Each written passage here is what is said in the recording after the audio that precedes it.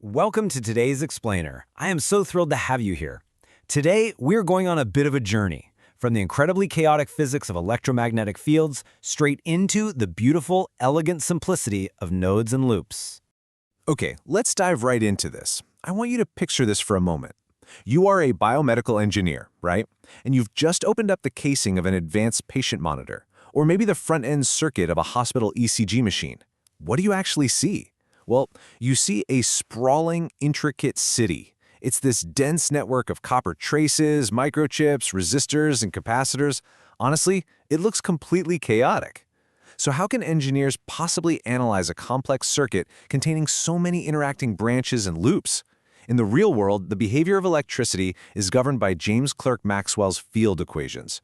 Now, those are massive, highly complex partial differential equations that describe electric and magnetic fields out in three-dimensional space. If we had to solve advanced calculus equations every single time we wanted to build a reliable patient monitor, well, the medical device industry would literally grind to a halt. So, how do we avoid doing all that calculus? Before we throw any formal definitions at you, we really need to talk about the hero assumption. This is the one big idea that makes all of our modern circuit analysis possible. As an MIT OpenCourseware lecture brilliantly put it, just as the discrete laws of motion break down if objects move at the speed of light, our lumped circuit abstraction breaks down if we approach the speed of light. Now, what does that actually mean in plain English? Well, think about the physical size of a standard circuit board. It's small, right? If our circuit is small enough, the electrical signal, which is traveling near the speed of light, reaches all parts of that board almost instantly. Because that delay is virtually zero, we don't have to worry about electromagnetic waves traveling slowly through space. This hero assumption is exactly what saves us from doing advanced calculus. It allows us to basically freeze time and look at the circuit as a simple, instantly connected system. We call that amazing shortcut the lumped element model. Think of it as a mathematical bridge. It takes the wildly complex 3D real world of physics and builds a bridge to a simple, flat map of lines and dots. Instead of worrying about electric fields distributed across every single millimeter of physical space, we just assume that all the properties of a component, like its resistance or capacitance, are concentrated or lumped into a single idealized point. And the wires connecting them? We just assume they are perfect conductors. This brilliantly transforms intimidating physics into highly manageable algebraic circuits that we can solve with basic math. It's a real game changer. Now, with that massive simplification in place, let's just pause for a second and reflect. If we have a single water pipe, we know exactly how the water flows. We use Ohm's law, which beautifully tells us that voltage equals current times resistance, and it works perfectly for a single resistor. But what happens when that pipe splits into a sprawling network of 100 intersecting pipes, kind of like a major city's water grid? Ohm's law becomes completely insufficient for analyzing complex circuits with multiple branches and loops. So I'll ask you this. How do engineers actually know how current and voltage behave across all those complicated branches?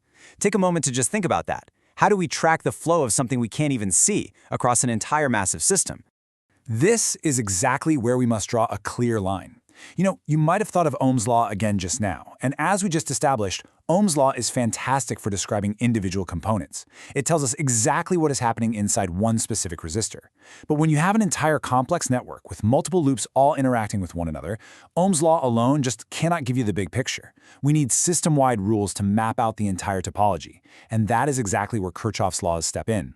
Now, we're not throwing Ohm's law away, not at all. Instead, we use Ohm's law to understand the individual components, and Kirchhoff's laws to map the entire network. They work perfectly together. To analyze that bigger network, we rely on rules formulated by the German physicist Gustav Kirchhoff way back in 1847. He was actually just a 21-year-old student at the time, which is pretty incredible. And I really want to stress this. These aren't just abstract mathematical formulas you have to blindly memorize. No, they are direct, natural results of fundamental physics.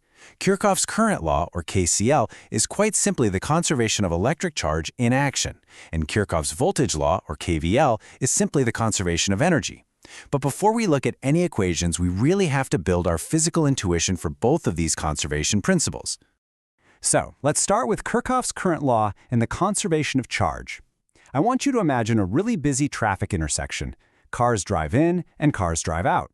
Unless there's a literal black hole in the middle of the road, the number of cars entering the intersection must exactly equal the number of cars leaving it. They can't just mysteriously accumulate in the center or vanish into thin air. In an electrical circuit, this intersection is called a node. a point or junction where currents meet. Because electric charge is conserved, it cannot vanish. In mathematical terms, we use the Greek letter sigma for sum. Sigma I in equals sigma I out. Let's do a really simple thought experiment. Imagine 5 amps of current enter a node from the left and 2 amps leave from the right. To keep absolute balance, exactly 3 amps must leave through a bottom branch. The algebraic sum of currents entering and leaving a node is exactly 0. To prove this isn't just some textbook theory, let's look at a fascinating real-world experiment demonstrated at MIT. An instructor took 3 wires coming out of a single node in a physical circuit and measured the current in each branch using a highly sensitive probe. The first branch showed a positive 10 millivolts of signal. The second branch also showed a positive 10 millivolts. And the third branch, it showed a negative 20 millivolts. Positive 10 plus positive 10 minus 20 perfectly equals 0. The net current entering that junction is always 0. It is not just a math trick, folks. It is a physical reality happening right there on the board. Okay, now for Kirchhoff's voltage law, which is totally grounded in the conservation of energy. Imagine you are hiking up a mountain. You start at base camp, you hike up a few steep trails, maybe you walk down into a small valley for a bit, and eventually you loop entirely back to your exact starting point at base camp. No matter what crazy winding path you took, your total change in elevation from your starting point is 0. You lost exactly as much elevation as you gained. Well, a loop in a circuit is exactly the same thing. It's any closed path. KVL tells us that the total voltage rises must equal the total voltage drops. Mathematically, this is written as sigma V equals 0.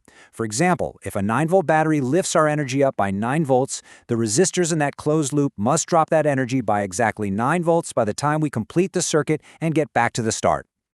So the crucial point here is that while these concepts are deeply intuitive, it is incredibly easy to make mistakes when analyzing real systems.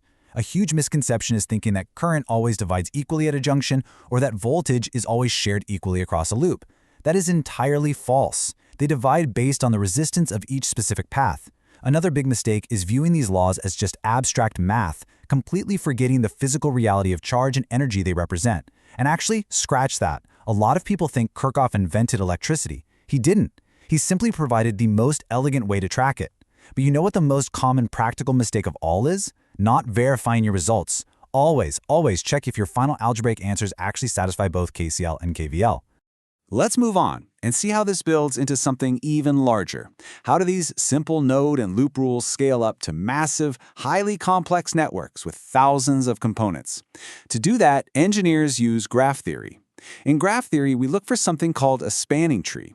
This is a subgraph that connects every single node or vertex in our network, but it has absolutely no closed loops. In mathematical terms, it is completely acyclic.